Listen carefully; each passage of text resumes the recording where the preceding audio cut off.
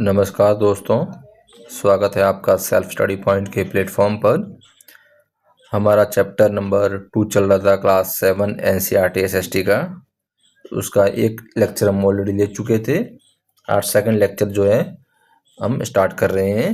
तो इससे पहले जब आप ये लेक्चर देख रहे हैं उससे पहले जो है लेक्चर नंबर 1 ज़रूर देखिएगा, ताकि आपको जो कंटेंट है उसमें समझने में आसानी रहे। तो स्टार्ट करते हैं आज का जो चैप्टर है, आज का जो आपका लेसन है। देखते हैं, पहला है वायुमंडलीय दाब, एटमॉस्फेयर प्रेशर। एटमॉस्फेयर प्रेशर क्या होता है, वायुमंडलीय दाब होता क्या है, किसका दाब होता है ये।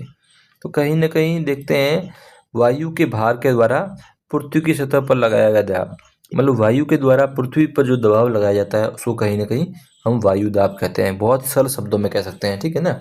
आप भी देखते हो हमारे शरीर के ऊपर कहीं ना कहीं बाहर से कहीं ना कहीं प्रेशर रहता है। तो प्रेशर किसका है, वायु का रहता है।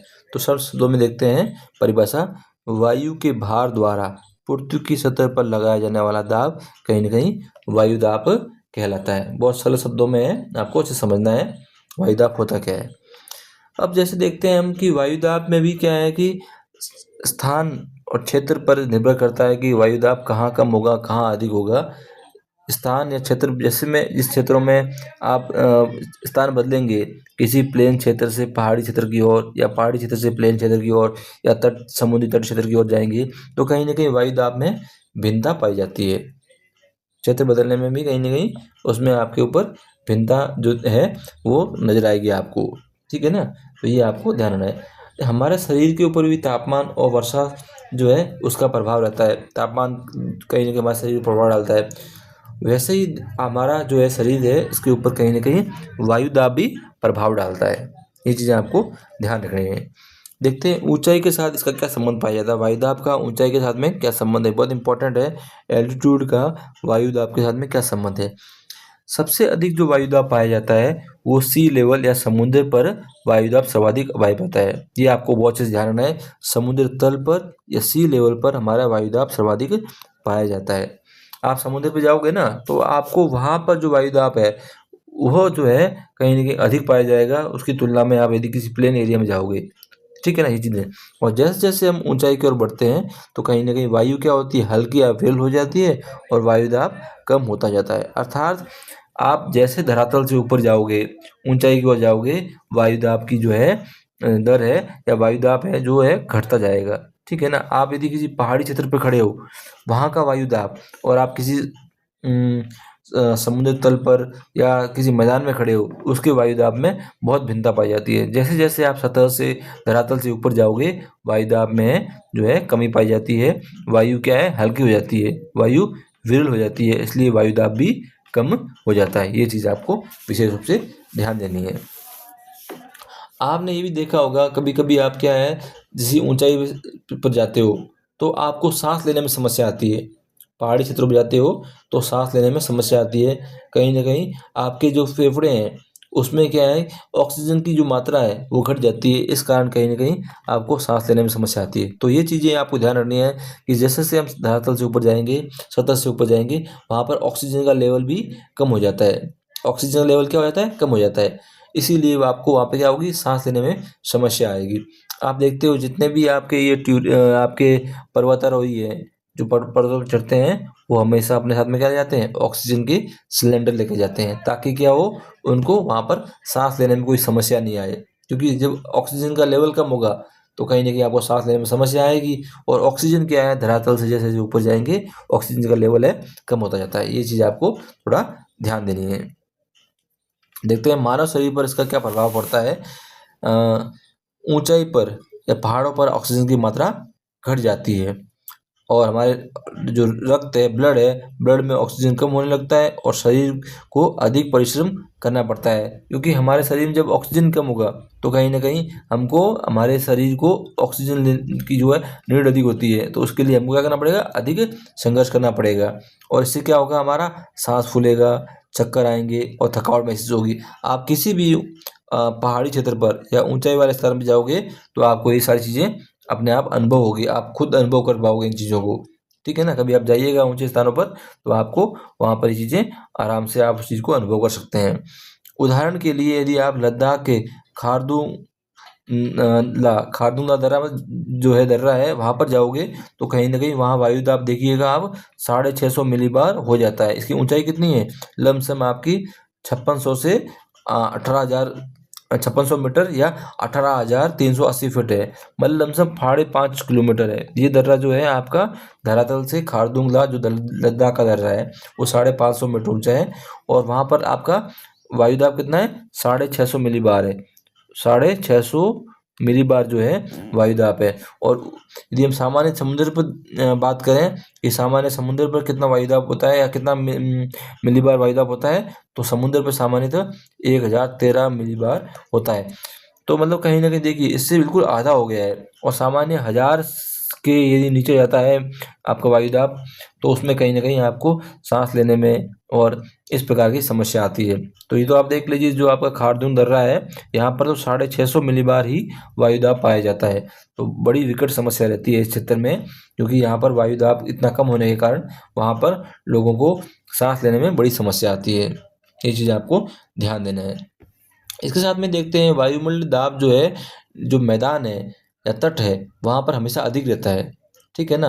पर कभी कभी आप देखते हो कि अचानक जो है वायुदाब कम हो जाता है, कभी कभी अचानक वायुदाब कम हो जाता है। उसको हम कहीं ना कहीं आपको कहते हैं मौसम विज्ञानगत कह सकते हैं या लो प्रेशर कहते हैं। और ये कभी कभी क्या है, हम किस चीज़ का हमें संकेत देता है?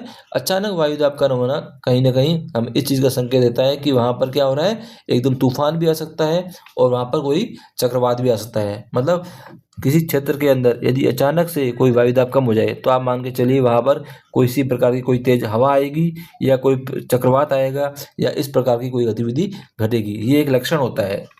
ये एक वायुमंडल जो हमारे वायुमंडल में या आप किसी क्षेत्र में रह रहे हैं इस प्रकार की कोई गतिविधि होती है तो ये चक्रवातों का या तूफान का संकेतक होता है। वायुदाब कम होना, वायुदाब कम होना किसका संकेत है?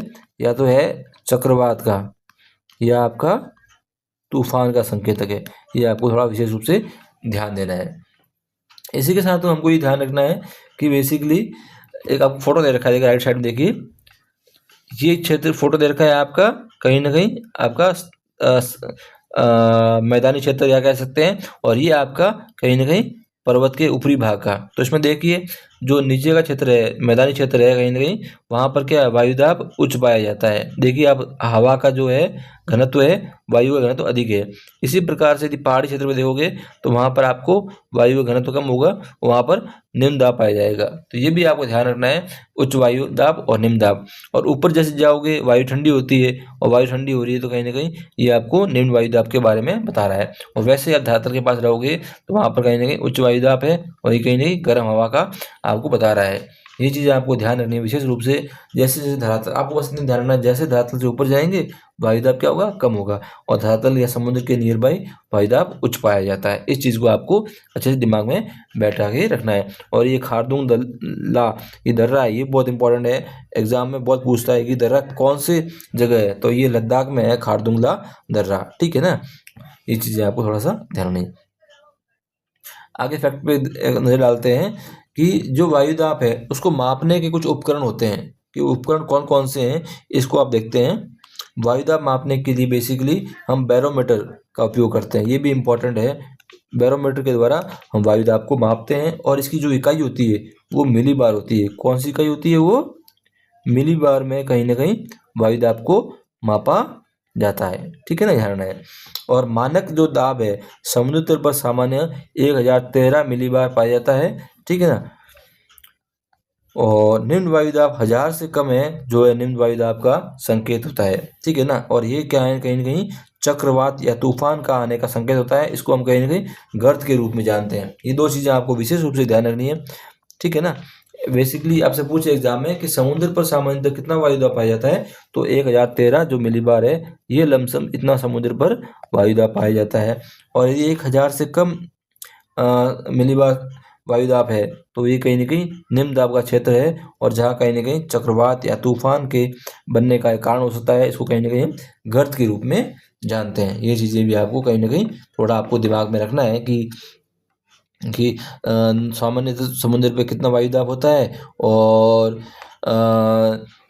जो आपका चक्रवात या कोई तूफान आ रहा है तो उसमें कितने मिलीबार वायुदाब से कम होने पर वहाँ पर इस टाइप की स्थिति बनती है। तो ये भी ध्यान रखना है कि 1000 मिलीबार से यदि कम हो रहा है वायुमंडल दाब तो वो कहीं ना कहीं निम्न दाब का संकेतक है। वहाँ पर लो प्रेशर का जो है एरिया बन रहा है। और ये मैप आपको हमेशा दिमाग में रखना है कि आप जैसे जैसे धरातल से ऊपर जाओगे, ऊपर लो प्रेशर होगा और धरातल के पास में हाई प्रेशर होगा। इस मैप को भी आपको हमेशा दिमाग में चिपका के रखना है, तो आपको अच्छे से समझ में आएगी चीज़ें। ये तो हमने कहीं ना कहीं आपके दाब के बारे में पढ़ा। अगला जो कंसेप्ट है वो कहीं ना कहीं पवन के बारे में या वायु के बारे में पढ़ेंगे, ठीक है ना।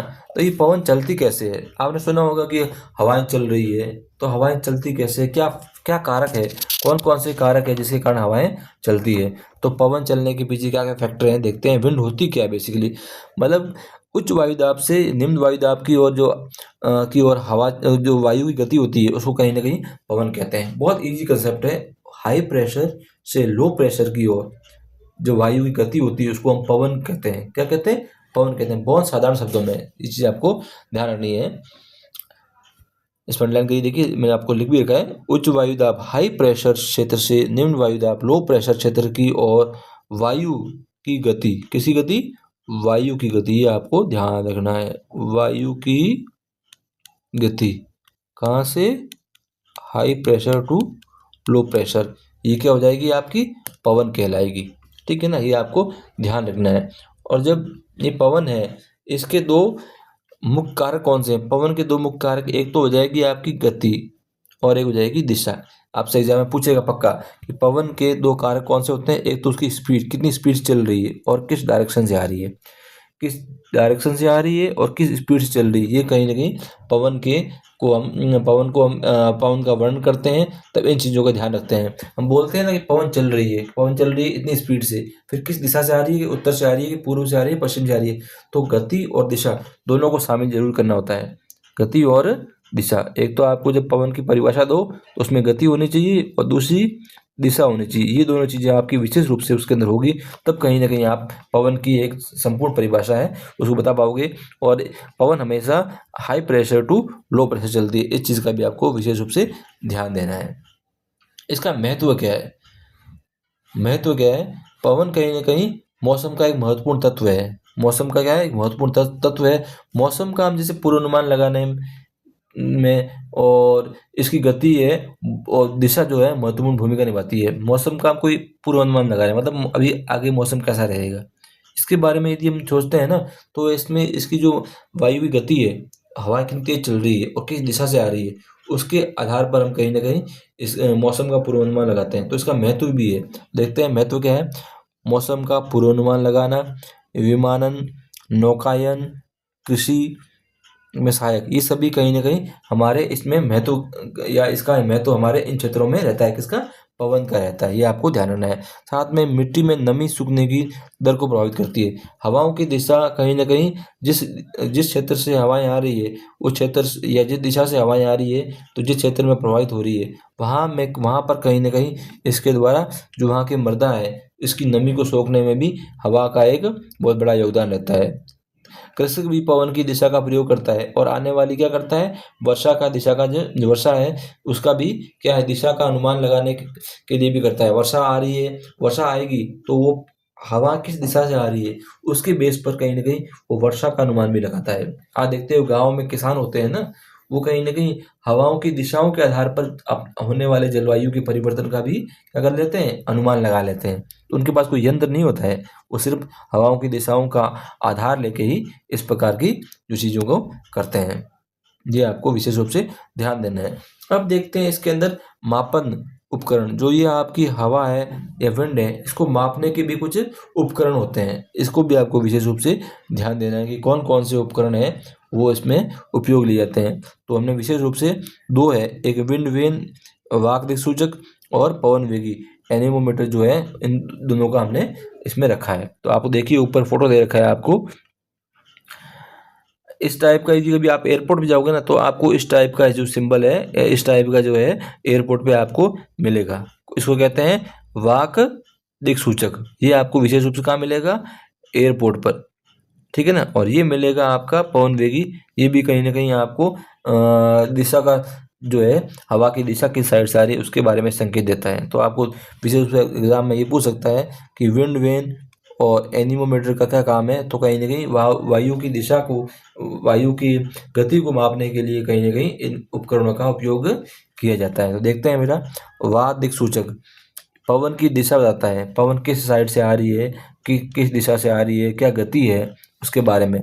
और विशेष रूप से ये आपका इसका विंड वेन का जो है हवाई अड्डों पर इसे वात शंकु कहते हैं। यह उद्योगों में गैस निस्तारण की दिशा में की दिशा दिखाने के लिए भी प्रयुक्त होता है। कोई उद्योग है ना, वहाँ पर गैस का निस्तारण हो रहा है, उसकी दिशा को दिखाने के लिए भी इसका उपयोग किया जाता है। ये भी एक इम्पॉर्टेंट फैक्टर है। जो जितने भी बड़े बड़े उद्योग हैं उनमें कहीं ना कहीं इस टाइप के संकेतक लगे होते हैं, इसको कहीं ना कहीं वात दिक्सूचक कहते हैं। उसी प्रकार के पवन वेग मापी, पवन वेग मापी को हम एनीमोमीटर कहते हैं। ये पवन की गति को मापता है।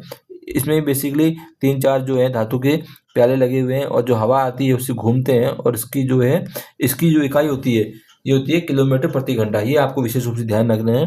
पवन की गति को हम किलोमीटर पर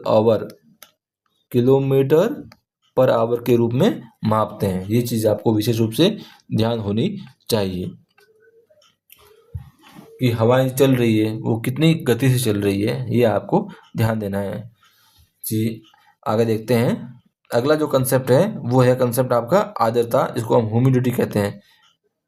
जो है ह्यूमिडिटी, आर्द्रता, आपने महसूस किया होगा इस चीज़ को। तो आप जब बारिश का मौसम होता है तो उसमें चीज़ को आप अनुमान और अनुभव करते हैं, क्योंकि हवा में क्या है, ह्यूमिडिटी होती क्या है, नॉर्मल हवा में जो जलवाष्प की मात्रा है उसको कहीं ना कहीं हम क्या कहते हैं, ह्यूमिडिटी कहते हैं। बारिश होती है जब उस समय क्या होती है, हवा में नमी रहती है, चिपचिपा टाइप का रहता है। तो वो चिपचिपा क्या है, हवा के अंदर क्या है, जलवाष्प की मात्रा है, वाटर वेपर की मात्रा है। उसी को हम कहीं ना कहीं क्या कहते हैं, आर्द्रता कहते हैं, या हम ह्यूमिडिटी कहते हैं। आप विशेष रूप से नॉर्थ ईस्ट के क्षेत्रों में जाओगे ना तो आपको मई जून जुलाई के अंदर बहुत ज़्यादा ह्यूमिडिटी देखने को मिलेगी, या आप कोस्टल एरिया में चले जाओगे वहाँ पर आपको खूब सारी ह्यूमिडिटी मिलेगी। तो कहीं ना कहीं ये चीज़ें आपकी जो हमारे वायुमंडल है इसमें जो जलवाष्प है उसको कहीं ना कहीं हम क्या कहते हैं, आर्द्रता के रूप में जानते हैं। तो देखते हैं बेटा, वायु में उपस्थित, ये देखिए वायु में उपस्थित जलवाष्प या वाटर वेपर को कहीं ना कहीं आर्द्रता के रूप में जानते हैं। यह तापमान, पवन, वायुदाब और स्थान पर निर्भर करता है। ये जो आर्द्रता की स्थिति है ये किस पर निर्भर करेगी, तापमान, टेम्परेचर कितना है, पवन किस साइड से चल रही है, वायुदाब कितना है, और ये कौन सी स्थित लोकेशन है, क्या स्थान है, उस पर कहीं ना कहीं ये चीज़ें निर्भर करती है। ये आर्द्रता किस पर निर्भर करती है कि किस क्षेत्र का तापमान कितना है, गर्मी अधिक हो रही है, सर्दी अधिक हो रही है, या पवन की दिशा किस साइड से आ रही है, पवन किस साइड से आ रही है, वहाँ पर वायुदाब अधिक है या कम है, साथ में ही वो उसकी लोकेशन क्या है, वो समुद्र तट पर है या क्या है। ये सभी चीज़ें कहीं ना कहीं जो है आर्द्रता को प्रभावित करती है। आर्द्रता कहीं ना कहीं इन पर निर्भर करती है। ये चीज़ें आपको विशेष रूप से ध्यान रखनी है।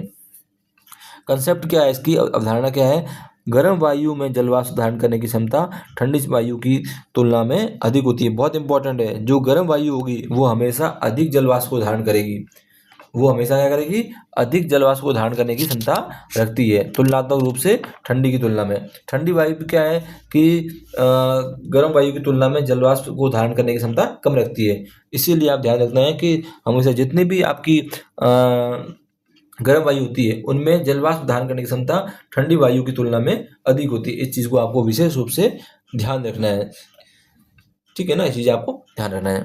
अब अगला जो कंसेप्ट है उसको कहीं ना कहीं हम देखते हैं कि आर्द्रता को हम एक रिलेटिव ह्यूमिडिटी, सापेक्षिक आर्द्रता के रूप में कैसे जानते हैं। सापेक्षिक आर्द्रता होती क्या है, सबसे बड़ी चीज़ है कि सापेक्षिक आर्द्रता क्या होती है, तो उसके बाद देखते हैं। वायु की आर्द्रता को हम बेसिकली सापेक्षिक आर्द्रता के रूप में ही मापते हैं। वायु में जो आर्द्रता है उसको हम कहीं ना कहीं सापेक्षिक आर्द्रता के रूप में ही मापते हैं। यदि वायु में बिल्कुल भी जलवाष्प नहीं होगा, तो उसमें क्या होगी, शून्य आर्द्रता होगी। हमारा जो वायुमंडल है उसमें कोई जलवाष्प होगा ही नहीं, तो वो तो क्या होगी, शून्य आर्द्रता होगी, उसको प्रतिशत के रूप में शून्य मानेंगे।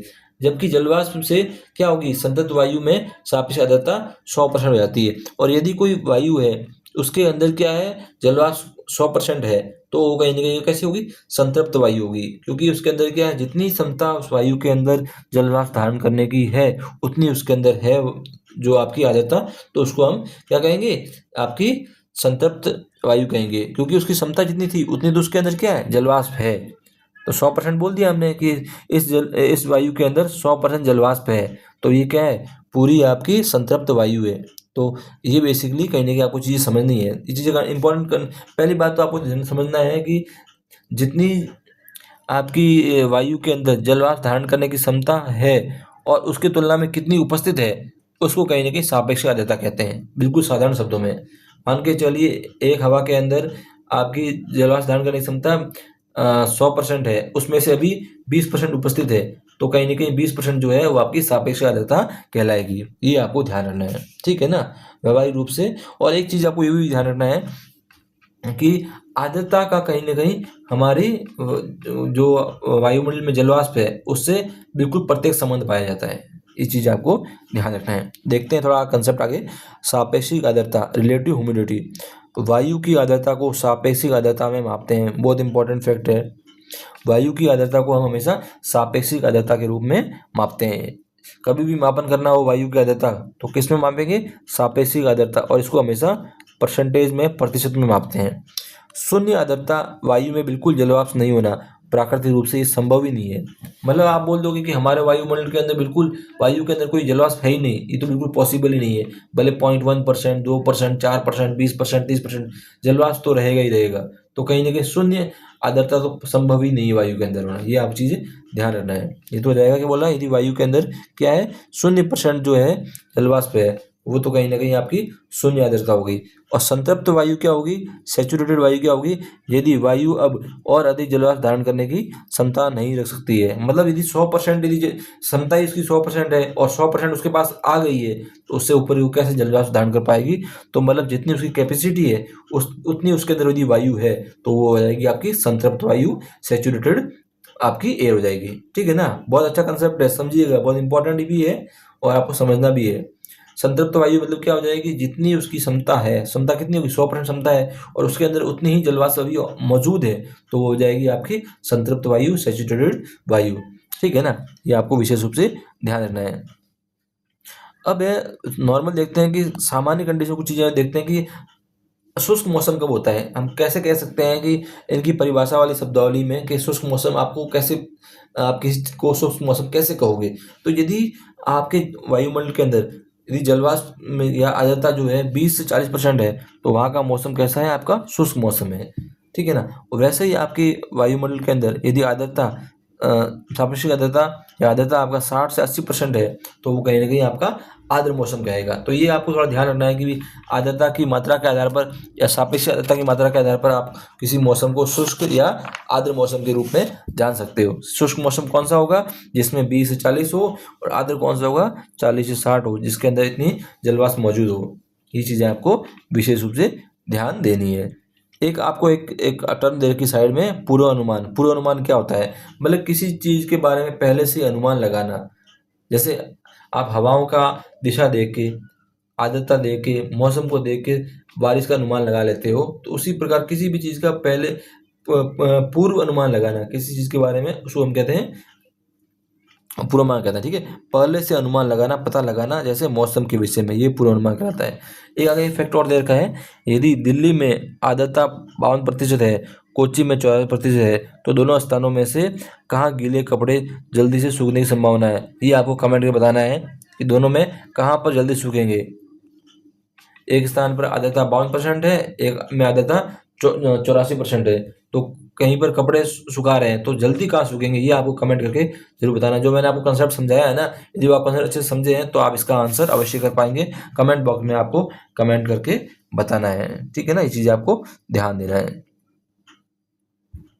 अगला देखते हैं, कहीं ना कहीं इनका प्रभाव, जो आर्द्रता है इसका प्रभाव क्या होता है, इम्पैक्ट देखते हैं।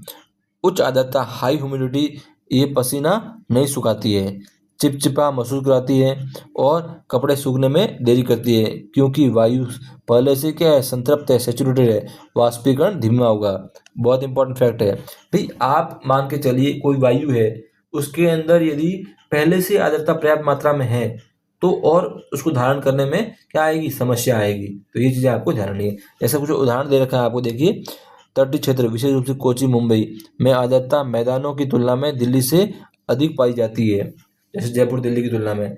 कुल मिलाकर मैंने आपको समझाया है कि जिस क्षेत्र, जो तटीय क्षेत्र है, विशेष रूप से समुद्री तट क्षेत्र है, वहां पर ऑलरेडी क्या है, वायु में आर्द्रता मौजूद है, सापेक्षिक आर्द्रता ऑलरेडी वहां पर उच्च है। तो कहीं ना कहीं इन जो आपके तटीय क्षेत्रों की तुलना में जो आपके देश के मध्य भागों में जो क्षेत्र है, वहां पर जो है सापेक्षिक आर्द्रता तुलनात्मक रूप से कम पाई जाती है। ये चीज आपको ध्यान रखना है। एक और इम्पोर्टेंट फैक्ट जो दे रखा है आपको राइट साइड में देखना है, ये कहीं ना कहीं आपके पहले क्लास 6 में पढ़ चुके हैं, आपको थोड़ा सा रिवीजन करवाते हैं। कक्षा 6 की विज्ञान की पाठ्यपुस्तक जिज्ञासा में आपने तापमान को मापने के लिए विभिन्न तापमापी यंत्रों के बारे में पढ़ा। एक पढ़ा था ज्वार मापी क्लिनिकल थर्मामीटर, और एक पढ़ा था प्रयोगशाला तापमापी लेबोरेटरी थर्मामीटर। आपने तापमान मापने के पैमाने के बारे में लिखा। इसमें से सेल्सियस का पैमाना है, एक तो सेल्सियस होता है, यानी एक तो क्या होता है, सेल्सियस पैमाने होता है, और दूसरा होता है फ़ारेनहाइट। ये आपको विशेष रूप से ध्यान रखना है। एक तो है सेल्सियस, एक होता है फ़ारेनहाइट। ये दो जो है आपके मापने के या पैमाने हैं, पैमाना है, ठीक है। तापमान को मापने के पैमाने हैं सेल्सियस या फ़ारेनहाइट। इसको सेल्सियस को हम सी से इंडिकेट करते हैं, ठीक है ना, और इसको सी से और इसको एफ से। ये चीज़ आपको विशेष रूप से ध्यान रखनी है। फिर दे रखा है उदाहरण के लिए, यदि हमारे पास 15 डिग्री सेल्सियस के रूप में लिखा है का तापमान, तो डिग्री के रूप में 9 होगा। ये आपको ध्यान रखना है। मतलब इसमें कहीं ना कहीं सेल्सियस और फ़ारेनहाइट के बारे में आपको ध्यान रखना है कि इसके द्वारा हम तापमान का मापन करते हैं। आर्द्रता मापी हाइग्रोमीटर आर्द्रता मापने का उपकरण है। आपको पूछ लिए कि आर्द्रता मापने के लिए क्या उपयोग किया जाता है, तो हाइग्रोमीटर या आर्द्रता मापी जो है कहीं ना कहीं आर्द्रता मापने के लिए क्या है, एक यंत्र होता है, एक उपकरण होता है। इसको नाम कहते हैं हाइग्रोमीटर या आर्द्रता मापी। आगे देखते हैं प्रकृति के संकेतक। प्राचीन काल से लोग प्रकृति का अवलोकन कर मौसम का अनुमान लगाते आए हैं। आप देखते हो कि आपके जैसे आपके दादाजी हो गए, नाना जी हो गए, या जो ओल्ड एज आदमी है, वो मतलब प्रकृति की कुछ घटनाओं, प्रकृति की कुछ हलचलों को देखकर ही आप बता सकते हैं कि अब मौसम में किस प्रकार बदलाव होगा, क्योंकि वो प्रकृति में कुछ ऐसी चीज़ों को एनालाइज करते हैं, ऐसी चीज़ों को देखते हैं जिसके द्वारा वो मौसम में होने वाले बदलाव को समझ सकते हैं। जैसे देखिए प्राचीन काल में जो लोग हैं इसका अवलोकन कैसे करते थे, चींटियां, यदि चींटियां अपने अंडे ऊंचे स्थानों पर लेके जा रही है तो क्या होने वाली है, बारिश का संकेत है, क्योंकि वो अपने क्या है, उनको पहले से चीज़ों का अनुभव हो गया है, उनको चीज़ों को फील हो गया है कि बारिश आने वाली है, तो अपने अंडों को कहीं ना कहीं ऐसे ऊंचे स्थान पर लेके जाएगी जिसके कारण बारिश से वो क्या है, उनके अंडे या उनके जो चीज़ें हैं वो नुकसान ना हो उनको। इसी प्रकार से मेढक भी है, वर्षा की संभावना होने पर क्या कराएंगे, टटराएंगे। मेढक अपनी आवाज़ निकालेंगे, टटराएंगे। तो पश्चिमी घाट के जंगलों में विशेष रूप से इस चीज़ का ये उदाहरण दिया हुआ है। वैसे चीड़ के शंकु आर्द्र मौसम जो है वर्षा आने के पर बीजों की सुरक्षा के लिए बंद हो जाते हैं। जो ये आपका चीड़ का पेड़ होता है वो, और शुष्क मौसम में बीज फूलने पर खुल जाते हैं। मतलब कहीं ना कहीं ये चीड़ के जो शंकु है, ये कहीं ना कहीं मौसम आने पर तो क्या कर लेते हैं, अपने बीजों को सुरक्षा के लिए खुद को बंद कर देते हैं, और शुष्क मौसम में वो खोल देते हैं। तो ये भी कहीं ना कहीं क्या है, मौसम का पूर्वानुमान है। मौसम का पूर्वानुमान लगाने के लिए, बारिश का पूर्वानुमान लगाने के लिए इस टाइप की चीज़ें होती है। अन्य संकेत पक्षियों का कम ऊंचाई पर उड़ना, गिलहरियों का भोजन का एकत्रित करना, मतलब कहीं ना कहीं इस टाइप में। तो कुल मिला के आपको ध्यान रखना है, प्रकृति में इस टाइप की कोई भी एक्टिविटी, हरकतें हो रही है तो कहीं ना कहीं मौसम का पूर्वानुमान लगा रहे हैं, बारिश होने का। क्या हो रहा है, बारिश होने का। ये चीज़ें आपको ध्यान देनी है। आगे देखते हैं मौसम विज्ञान और पूर्वानुमान, मेट्रोलॉजी एंड फोरकास्टिंग। भारत में मौसम विज्ञान है, इसकी स्थापना 1875 में हुई थी। ये इंपॉर्टेंट फैक्ट है, आपसे पूछ सकता है कि भारत में मौसम विभाग की स्थापना कब हुई थी। तो भारत में मौसम विभाग की जो स्थापना हुई थी वो 1875 में हुई थी, ठीक है ना। इसका आदर्श वाक्य क्या है, आदित्यात जयंती वृष्टि। आदित्यात जयंती वृष्टि, ये मनुस्मृति से लिया है संस्कृत में। इसका अर्थ है सूर्य से वर्षा। कहाँ से वर्षा है, सूर्य से वर्षा। वर्षा से भोजन, अन्न, और भोजन से जीवन। मतलब कहीं ना कहीं ये बोल रहा है सूर्य से वर्षा हो रही है, और वर्षा से क्या मिल रहा है, भोजन मिल रहा है, भोजन से जीवन मिल रहा है। तो कहीं ना कहीं इसका ये आदर्श मोटो है, आदर्श वाक्य है। आपको देख तो ये ध्यान रखना है कि इसका स्थापना कब हुई थी, भारतीय मौसम विज्ञान विभाग की 1875 5 में हुई थी और इसका मोटो जो है आदित्यात जायते वृष्टि, ये आपको इसका मोटो ध्यान रखना है। और कार्य क्या है, मौसम का निगरानी करना है, मानचित्र बनाना है और भविष्यवाणी करनी है कि भाई मौसम किस प्रकार का है, बारिश कैसी है, बारिश होने की संभावना क्या है और मानचित्रण का काम करता है। इसमें एक फैक्ट दे रखा है राइट साइड में, देखिए इंपॉर्टेंट। वर्ष 2023 में राष्ट्रीय आपदा प्रबंधन प्राधिकरण ने समुद्र तल से 4800 मीटर से अधिक ऊंचाई पर स्थित सिक्किम में की एक झील में ग्लेशियर लेक पर स्वचालित मौसम केंद्र स्थापित किया। यह केंद्र आने वाले मौसम की पूर्व स्थिति का क्या है जानकारी देगा। मतलब एक हिल स्टेशन के रूप, हिल स्टेशन है जहाँ आपका सिक्किम, वहाँ पर एक झील है, उस झील के अंदर इस टाइप का क्या लगा है, मौसम स्वचालित मौसम की जानकारी देने वाला एक क्या है, एक यंत्र लगाया है। यंत्र लगाया है कहाँ है, आपको ध्यान रखना है, सिक्किम के अंदर लगाया है। ये आपको थोड़ा सा इस फैक्ट को भी आपको दिमाग में थोड़ा ध्यान रखना है। इसके साथ में देखते हैं कुछ और चीज देख लेते हैं। जब जल वाष्पित होता है तो यह शीतल प्रभाव उत्पन्न करता है। इसके साथ में यदि वायु में जल की मात्रा पहले से अधिक होती है, उष्णता होती है, तो जल धीरे धीरे वाष्पित होता है। ऐसी सामान्य वर्षा के दिनों में होता है। ये चीज थोड़ा फैक्ट आपको थोड़ा ध्यान रखना है, ये इंपॉर्टेंट फैक्ट है सेकंड वाला। आधुनिक तकनीक स्वचालित मौसम केंद्र। अब बेसिकली मॉडर्न टाइम की बात कर रहे हैं, इस समय आधुनिक तकनीक का जो उपयोग कर रहे हैं उसके संदर्भ में जो स्वचालित मौसम केंद्र है उनके बारे में देख रहे हैं। ये एक स्वचालित मौसम प्रणाली है जो मानवीय हस्तक्षेप के बिना डेटा जैसे तापमान, वर्षा, आर्द्रता आदि का रिकॉर्ड करती है और सेंसर विभिन्न संकेत लगे होते हैं इसके अंदर, और ताकि वो जो है कृषि, विपणन, पर्यावरण निगरानी आदि चीज़ों की जो है इन चीज़ों में मदद कर सके। ये चीज़ आपको थोड़ा ध्यान रखना है। तो पूछ भी सकता है कि आधुनिक तकनीक का जो है या स्वचालित मौसम केंद्र का उपयोग क्या है, तो कहीं ना कहीं वो सेंसर के माध्यम से डाटा इकट्ठा करता है, विशेष रूप से तापमान, वर्षा, आर्द्रता आदि का रिकॉर्ड करता है और सेंसर का उपयोग करता है। और उपयोग किस लिए, और सेंसर का यूज से, और उपयोग क्या है, कृषि के लिए, विमान के लिए, जो आप कोई भी एरोप्लेन जो भी उड़ते हैं उनके मौसम के विज्ञान मौसम की जानकारी देने के लिए, और कृषि यदि खेती जो किसान कर रहे हैं उनके बारे में बताने के लिए कि भाई मौसम कैसा रहेगा, बारिश कैसी होगी, और साथ में पर्यावरण की निगरानी के लिए इस टाइप के जो है केंद्र स्थापित किए जाते हैं। करंट अफेयर्स के संबंध में एक इंपॉर्टेंट फैक्ट और दे रखा है। राष्ट्रीय आपदा प्रबंधन में आपको जो ऊपर लिखवाया था इसी का चर्चा की जा रही है। सिक्किम में जो है 4800 मीटर अधिक ऊंचाई पर क्या है, हिम झील है, एक हिम झील है, वहां पर स्वचालित मौसम केंद्र स्थापित किया गया है। ठीक है ना, ये आपको ध्यान देना है। मौसम की चेतावनी। अभी मौसम की चेतावनी के लिए कुछ आपके जो कलर दे रखे हैं, रेड अलर्ट जो है वो बेसिकली कार्रवाई करें, स्थिति गंभीर है, यदि रेड अलर्ट दे दिया जाएगा। तो ऑरेंज में क्या होगा, तैयार रहें। येलो कलर में क्या होगा, अद्यतन रहें। और ग्रीन में क्या है, स्थिति सामान्य है। तो कलर का ध्यान रखना है आपको, रेड, ऑरेंज, येलो, ग्रीन। तो इसमें रेड में क्या है, चेतावनी है, आपको किसी भी चीज़ की चेतावनी हो सकती है। और ऑरेंज में क्या है, सतर्क रहिए आप। और येलो में क्या, ध्यान दें। और ग्रीन में कोई चेतावनी नहीं है, सामान्य स्थिति है। तो ये सिम कलर का ध्यान रखना है आपको, ये 4 कलर के, red, orange, yellow, green. Red, orange, yellow, green, चीज़ों का आपको ध्यान रखना है। अब इसको क्विक रिवीजन कर लेते हैं, जो हमने पढ़ा है ना, सो एक मिनट में रिवीजन कर लेते हैं तुरंत। आपका पूरे चैप्टर का ही मैंने आपका एक समरी बना रखी है। क्या है, तापमान। तापमान जो है बेसिकली तापमापी द्वारा मापा जाता है, सेल्सियस फॉरेनहाइट में मापते हैं। दिन का न्यूनतम तापमान और आमतौर पर सूर्योदय से पहले होता है। फिर है वायुदाब मापी। वायुदाब क्या है, वायुदाब मापी मिलीबार में मापी जाती है। ऊंचाई बढ़ने पर तापमान जो है वायुदाब घटता है, और मानक जो दाब है 1013.25 मिलीबार मानक दाब है। वर्षा मापी है, इसे मिलीमीटर में मापा जाता है। इसको आइसो हाइट्स, समान वर्षा वाले स्थानों जहाँ पर एक समान बारिश हो रही है उसको कहीं ना कहीं आइसो हाइट्स के रूप में जानते हैं। जहाँ पर वर्षा क्या हो रही है, समान मात्रा में हो रही है, उसको आइसो हाइट्स के रूप में हम जानते हैं। पवन की दिशा, दिक्सूचक जो है पवन की दिशा का जो है निर्धारण करता है, हमें जानकारी देता है। ये चीज़ें आपको जाननी है। मौसम के तत्व देखें तो इसमें कहीं ना कहीं हमने आपकी जितनी पवन के संदर्भ में देखा था।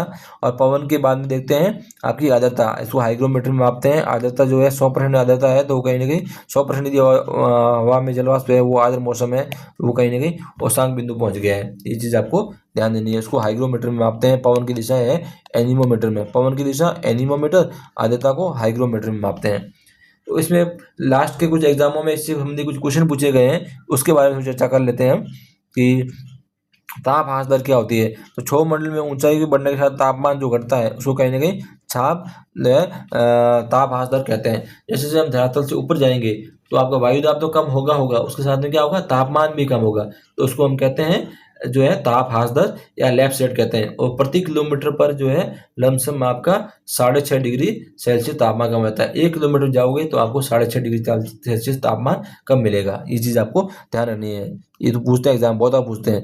आर्द्रता वाष्पीकरण, जब सापेक्ष आर्द्रता अधिक होती है तो गीले कपड़े से क्या सूखते हैं। जो है सापेक्ष आर्द्रता अधिक होती है तो गीले कपड़े क्या होते हैं, देर से सूखते हैं, क्योंकि ऑलरेडी क्या है हमारे वायुमंडल में आर्द्रता पहले से खूब है। जब आर्द्रता खूब है तो कपड़े क्या है ऑलरेडी आपके धीमे सूखेंगे। यही स्थिति यदि आप मरुस्थलीय क्षेत्र में चले जाओ, आप कपड़े सुखाओगे तुरंत कपड़े सूख जाएंगे, क्योंकि वायु क्या है, वायु में हवा में जलवाष्प नहीं है। ये चीज़ें आपको ध्यान देनी है। लू, उत्तर भारत की गर्मियों में चलने वाली गर्म शुष्क और तेज हवा को लू कहते हैं। उत्तर भारत में गर्मियों में चलने वाली तेज हवा को, शुष्क हवा को लू कहते हैं। जलवायु वैसे मौसम, मौसम जो है अल्पकालिक वायुमंडलीय दशाएं हैं और जलवायु है दीर्घकालिक वायुमंडलीय दशाएं हैं। मतलब 30-35 साल की जो वायुमंडलीय दशाएं हैं उनको हम मौसम जलवायु कहते हैं, और अल्पकालिक जो कुछ समय के लिए होती है वायुमंडलीय दशाएं, अल्पकालिक दशाएं होती है, उनको हम मौसम के रूप में जानते हैं। आगे एक मैप दे रखा है, मैप को समझना है आपको।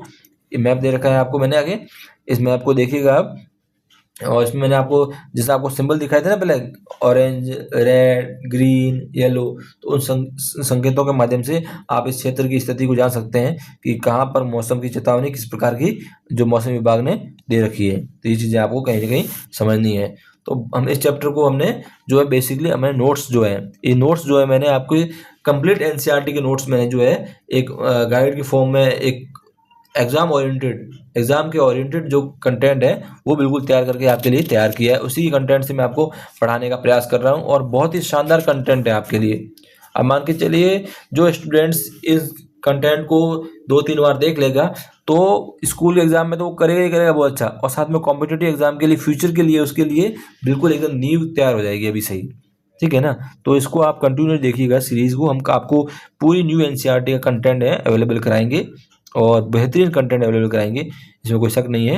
आप हमसे जुड़िए, और यदि कंटेंट आपको यदि खरीदना है, परचेज करना है, तो सेल्फ स्टडी पॉइंट जो आपका एप्लीकेशन है प्ले स्टोर पर, वहाँ से डाउनलोड कीजिएगा, वहाँ से आपको ये कंटेंट पूरा मिल जाएगा। और अपने दोस्तों को भी शेयर कीजिएगा, ठीक है ना। और चैनल को लाइक कीजिएगा, सब्सक्राइब कीजिएगा, शेयर कीजिएगा। फिर मिलते हैं नेक्स्ट लेसन के साथ में, अगला जो लेसन है नेक्स्ट चैप्टर के साथ में, बिल्कुल। Okay, bye bye.